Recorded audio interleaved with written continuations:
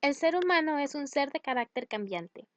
Se regula por sus emociones y se deja llevar muchas veces por sus impulsos. Esto quizá ya está determinado por el tipo de personalidad. La personalidad o los tipos de personalidades pueden ser distintas y varían de persona a persona.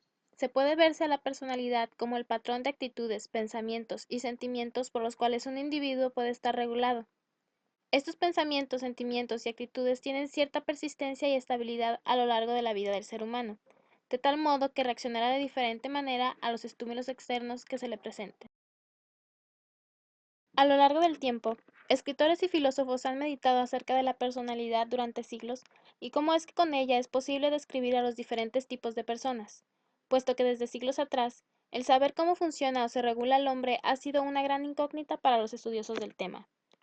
Kotler define personalidad como las características psicológicas y distintivas de una persona que conducen a respuestas a su ambiente relativamente consistente y permanente. Por otro lado, Jung manifiesta que la personalidad es todo el inconsciente que busca una manifestación exterior por su parte. La personalidad también desea evolucionar sobre sus condiciones inconscientes y experimentarse a sí misma como una totalidad. La personalidad madura realiza todos los potenciales de experiencias y la realización del yo logra integrar todas las partes del yo y logra ser social. De la misma manera, Erikson argumenta que la personalidad es cada individuo se convierte en persona en diferentes contextos donde las fuerzas del ego integran el propio potencial, donde tenga confianza, autonomía, iniciativa, laboriosidad y ante todo identidad. Freud define o hace referencia a la personalidad como el patrón de pensamientos, sentimientos y conducta que presenta una persona y que persiste a lo largo de toda su vida a través de diferentes situaciones. Tanto Jung como Erikson y Freud desarrollaron su propia teoría de la personalidad. Otra figura muy importante en lo que concierne a las teorías de la personalidad es Karin Horney. Karen Horney, psiquiatra alemana-americana, quien explicó a la personalidad como la búsqueda de hacia dónde se va en la vida, es decir, la orientación. Horney explica con más detalle. La personalidad de la persona es aquella capaz de moverse hacia, contra o lejos de las personas y puede complementarse una a la otra para tener una orientación de la vida.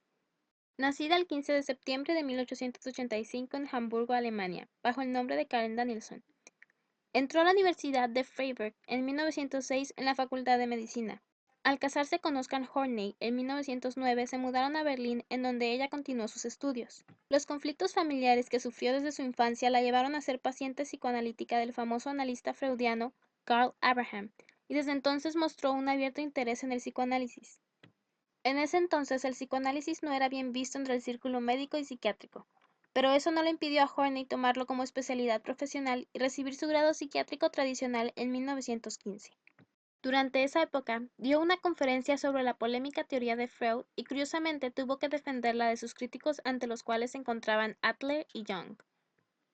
Sin embargo, Horney todavía no realizaba sus propias dudas sobre dicha teoría y a diferencia de otros psicoanalistas de esa época, no tuvo la oportunidad de conocer a Freud personalmente más que en una sesión de 1922, la cual Freud dirigía, en la que Horney presentó un trabajo sobre la génesis del complejo de castración en las mujeres.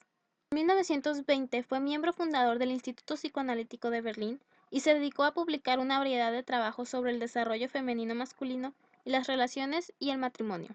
Dichos trabajos, publicados entre 1922 y 1935, mostraban una teoría de la psicología de un punto de vista femenino que notoriamente era crítica de la teoría freudiana, pero su punto de vista con esta teoría tenía la intención de debatir intelectualmente los conocimientos y así evolucionar la ciencia.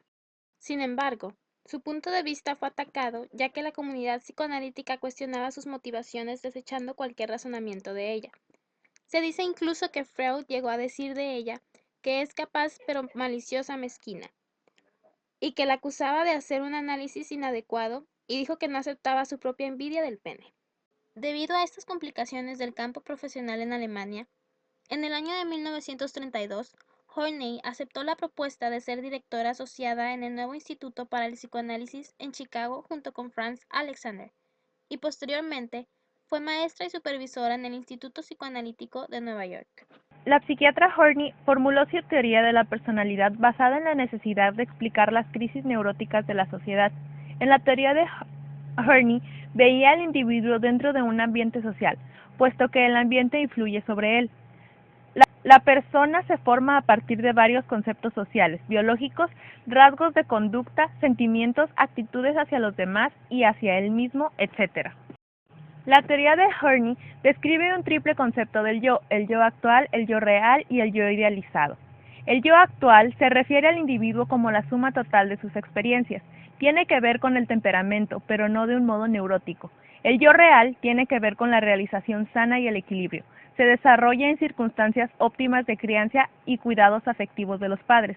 El yo idealizado es una manifestación puramente neurótica, un modo patológico que tiene el individuo de compensar su propio sentimiento de debilidad. Explicando lo anterior, Horney se refiere al yo actual como las experiencias que adquiere el individuo a través de su camino por la vida. El comportamiento se va creando a partir de todos los sentimientos que acumula con dichas experiencias. El siguiente yo que propone Horney es el yo real. Hace referencia a lo que la persona realmente siente, quiere, cree y resuelve, en sí lo que debería ser. Y por último, el yo idealizado. Se refiere a lo que quisiera ser y es usado como guía hacia una autorregulación y el desarrollo del potencial del individuo. Con el paso de sus investigaciones, Horney comenzó a cuestionar lo que Freud había llegado a concluir con su teoría de la personalidad.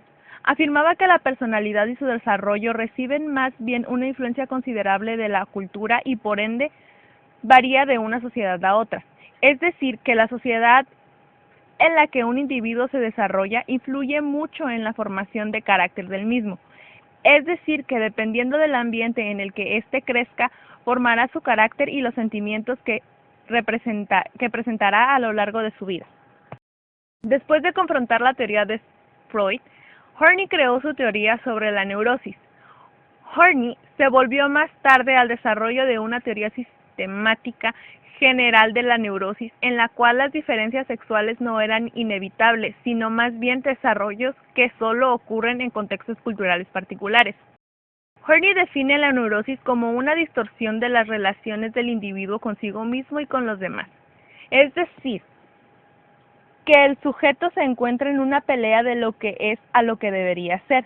Al mencionar relaciones, es difícil destacar que todas ellas son o se encuentran en un estado crítico, puesto que el sujeto no sabe cómo manejarlas, ya sea con él mismo o con los demás, ya que tiene miedo a ser rechazado.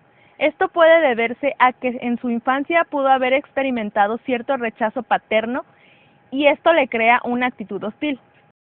De acuerdo con Horney, los padres tienen una gran influencia en que el niño desarrolle una personalidad de neurosis o no. Esto se debe a que en relación a ellos gira el entorno que los niños conocen, y además es de los padres en donde los niños empiezan a aprender y reconocer el bien y el mal. Durante la formación de la personalidad neurótica intervienen los factores tanto culturales como sociales. Los factores culturales los aportan los padres, pero del niño depende cómo adoptarlos, es decir, cómo los acomodan a sus necesidades psicológicas. Por otro lado, los factores sociales las impone la sociedad y entran en conflicto con los deseos y necesidades del niño. En la formación de la personalidad neurótica intervienen factores culturales, sociales como intrapsíquicos. Los padres son los portadores de los valores culturales presentes. Al tiempo, en una misma sociedad se puede producir conflicto por ser difícilmente conciliables, como sucede por ejemplo con competición y éxito frente a humildad.